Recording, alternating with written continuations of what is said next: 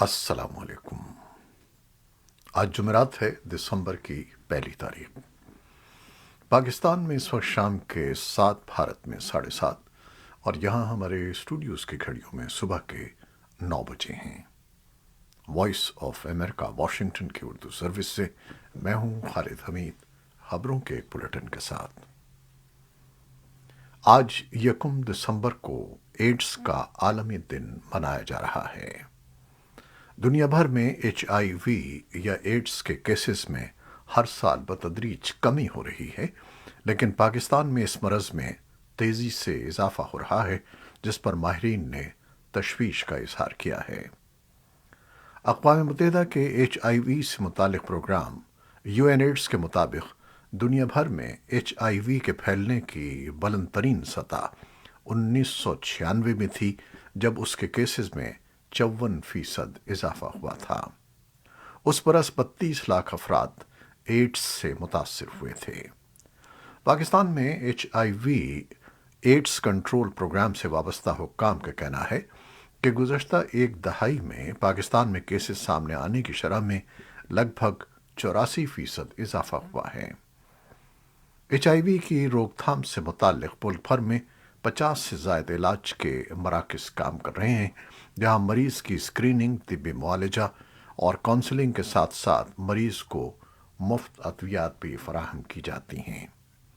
سرکاری اعداد و شمار پر مبنی ایک محتاط اندازے کے مطابق ملک بھر میں لگ بھگ 2,40,000 ایچ آئی وی کے کیسز ہیں، جن میں 54,000 مریض ٹریٹمنٹ سینٹرز تک پہنچ چکے ہیں، جبکہ 33,000 باقاعدگی سے ادویات لے رہے ہیں۔ پاکستان کے وزیر مملکت برائے توانائی مصدق ملک کی سربراہی میں ایک اعلیٰ وفد ماسکو کے سرکاری دورے پر ہے، جہاں وہ روسی حکومتی عہدیداروں سے رعایتی قیمت پر خام تیل کی درآمد کے امکانات پر بات چیت کر رہے ہیں۔ اس دورے میں ہونے والی پیش رفت کے حوالے سے دونوں ملکوں کی حکومت کی جانب سے کوئی تفصیلات جاری نہیں کی گئی ہیں، تاہم توانائی کی بڑھتی ہوئی قیمتوں کے پیش نظر پاکستان کی حکومت نے روس سے سستا خام تیل خریدنے کی خواہش کا اظہار کر رکھا تھا۔ پشاور کے آرمی پبلک اسکول کے متاثرہ والدین جمعرات کی صبح اسلام آباد میں سپریم کورٹ آف پاکستان اور وزیر اعظم ہاؤس کے سامنے احتجاجی مظاہرے کے لیے روانہ ہوئے۔ متاثرہ والدین میں اکثریت خواتین کی ہے اور ان کا مطالبہ ہے کہ 16 دسمبر سن 2014 کو اس ہولناک سانحے کے وقت اہم فوجی، سول اور پولیس عہدوں پر تعینات تمام ذمہ داروں کے خلاف باقاعدہ طور پر مقدمہ درج کر کے عدالتی کارروائی کی جائے۔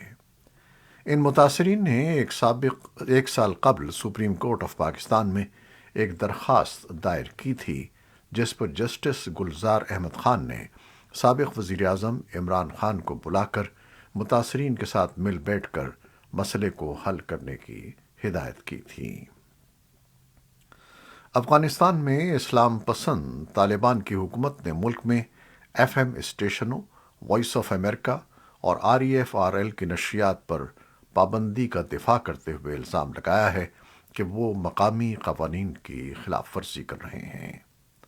طالبان کی اطلاعات و ثقافت کی وزارت کی جانب سے جاری ہونے والی ایک ہدایت کے مطابق یہ پابندی 1 دسمبر سے نافذ العمل ہوگی۔ وائس آف امریکہ کے اکمل دائی کی رپورٹ میں بتایا گیا ہے کہ طالبان کے ترجمان نے ان مبینہ شکایات کے بارے میں مزید تفصیلات فراہم نہیں کی، جن کے لیے ان کا کہنا ہے کہ یہ شکایات انہیں امریکی فنڈنگ سے چلنے والے نیوز پروگراموں کے بارے میں موصول ہوئی ہیں۔ یہ بھی واضح نہیں ہے کہ آیا اس پابندی کا اطلاق دیگر بین الاقوامی نشریاتی اداروں پر ہوگا یا نہیں، جو افغانستان میں ایف ایم نشریات کے لیے یہی نظام استعمال کرتے ہیں۔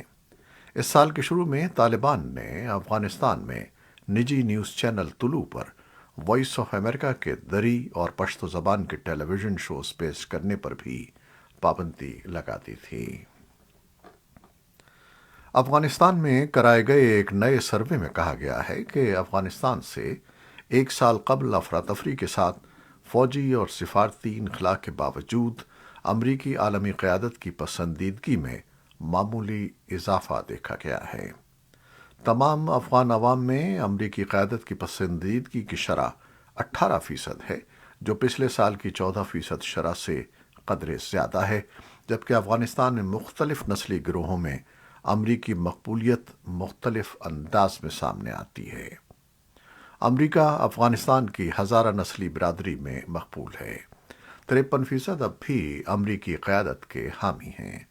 گیلپ نے ملک میں اپنے تازہ ترین سروے کے بارے میں ایک بیان میں کہا ہے کہ اس کے سروے کاروں نے اس سال افغانستان کے 34 میں سے 21 صوبوں سے 1000 مردوں اور عورتوں کے انٹرویو کیے اور یہ سروے ریکارڈ کیا۔ امریکی حکام نے صوبے سمنگان کے صوبائی دارالحکومت ایبک میں ایک دینی مدرسے میں طلباء کے قتل کی مذمت الگ الگ ٹویٹس میں کی ہے۔ افغانستان کے لیے امریکہ کے خصوصی نمائندے تھامس ویسٹ نے ایک ٹویٹ میں کہا کہ آج صبح سمنگان سے خوفناک خبر آئی ہے اور مدرسے پر حملے میں ہلاک اور زخمی ہونے والوں میں بچے بھی شامل ہیں۔ امریکہ معصوم شہریوں کے خلاف اس حملے کی مذمت کرتا ہے۔ افغانستان میں خواتین اور انسانی حقوق کے لیے امریکی دفتر خارجہ کی نمائندہ رینا امیری نے بھی دھماکے کو دل دہلا دینے والا قرار دیا۔ انہوں نے یونیسیف کی ایک ٹویٹ کے جواب میں لکھا کہ سمنگان میں وحشیانہ حملے میں درجنوں افراد ہلاک اور زخمی ہوئے، جن میں بچے بھی شامل ہیں۔ بچوں کے خلاف ایسا بزدلانہ تشدد افغانستان کے مستقبل پر حملہ ہے اور اسے روکنا چاہیے۔ اس کے ساتھ ہی دوحہ میں امریکی سفارتخانے کی charge D affairs Keran decker نے بھی کہا کہ وہ سمنگان میں مدرسے پر ہونے والے نفرت انگیز حملے کی مذمت میں شامل ہیں۔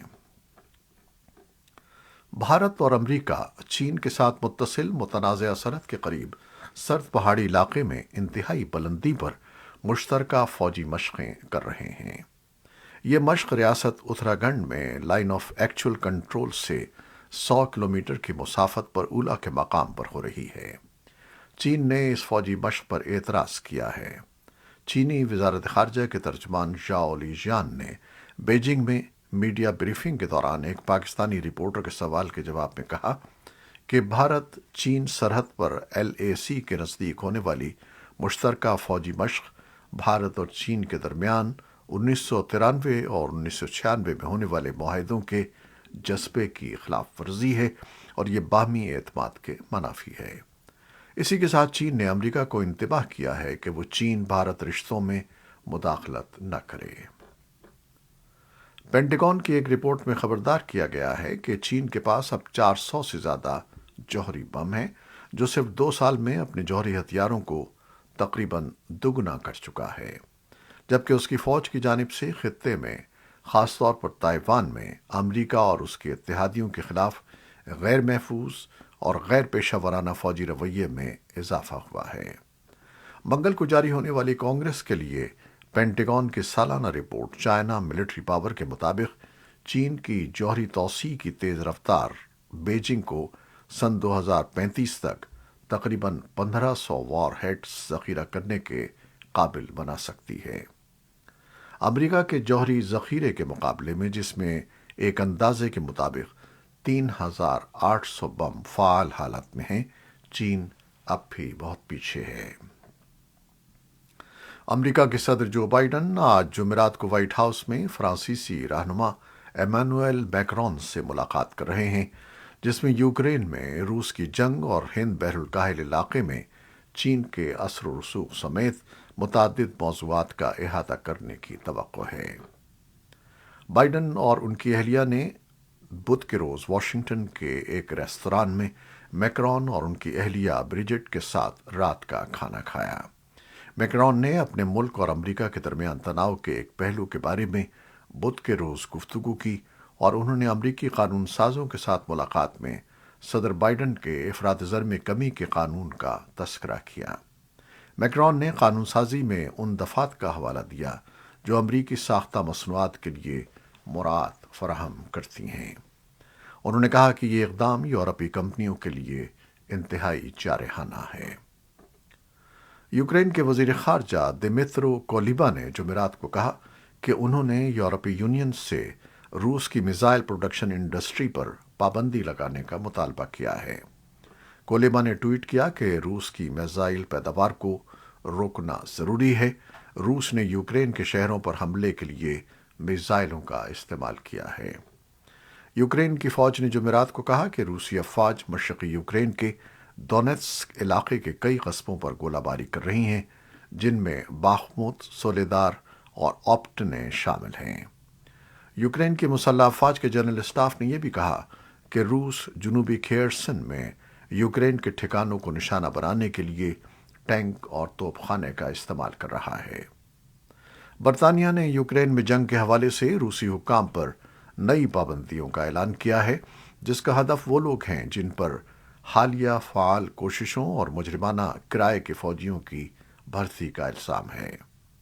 فرانسیسی خبر رساں ادارے AFP کے مطابق 22 پابندیوں کے نئے پیکج میں روس کے نائب وزیر اعظم ڈینس مونتروف کو نشانہ بنایا گیا ہے، جن کے بارے میں لندن کا کہنا ہے کہ وہ ملک میں ہتھیاروں کی صنعت کی نگرانی اور نئے فوجیوں کو تیار کرنے کے ذمہ دار ہیں۔ فرانسیسی خبر رساں ادارے کے مطابق روس نے بدھ کو کہا کہ اس نے مشرقی یوکرینی بستیوں پر قبضہ کر لیا ہے جو جنگ زدہ قصبے باخموت کے قریب ہیں، جس پر ماسکو اس موسم گرما سے قبضہ کرنے کی کوشش کر رہا تھا۔ جنگ کے مطالعے کے انسٹی ٹیوٹ نے کہا کہ روسی افواج نے 29 نومبر کو باخموت کے ارد گرد معمولی کامیابی حاصل کی، لیکن روسی افواج کی پیش قدمی کے ایسے انداز میں امکان نہیں جس کا روسی ذرائع نے دعویٰ کیا ہے۔ اسلامک اسٹیٹ یا داعش گروپ کے ترجمان کا کہنا ہے کہ اس کا رہنما ابو الحسن ہاشمی القریشی حال ہی میں ایک لڑائی میں ہلاک ہو گیا۔ ترجمان نے بدھ کو جاری کی گئی آڈیو میں مزید تفصیلات نہیں بتائیں۔ القریشی اس سال ایک ایسے وقت میں داعش کے ساتھ مارے جانے والے دوسرے رہنما جب شدت پسند گروپ اپنے سلیپر سیل کے ساتھ عراق اور شام میں مہلک حملے کی کوشش کر رہے تھے۔ القریشی کے بارے میں بہت کم معلومات تھیں۔ انہوں نے فروری میں شمال مغربی شام میں امریکی حملے میں اپنے پیشرو ابو ابراہیم الہاشمی القریشی کے بعد گروپ کی قیادت سنبھالی تھی۔ فٹ بال ورلڈ کپ میں سنسنی خیز مقابلوں کا سلسلہ جاری ہے۔ ارجنٹائن نے پولینڈ کے خلاف 2-0 سے کامیابی حاصل کر کے پری کوارٹر فائنل میں جگہ بنا لی ہے۔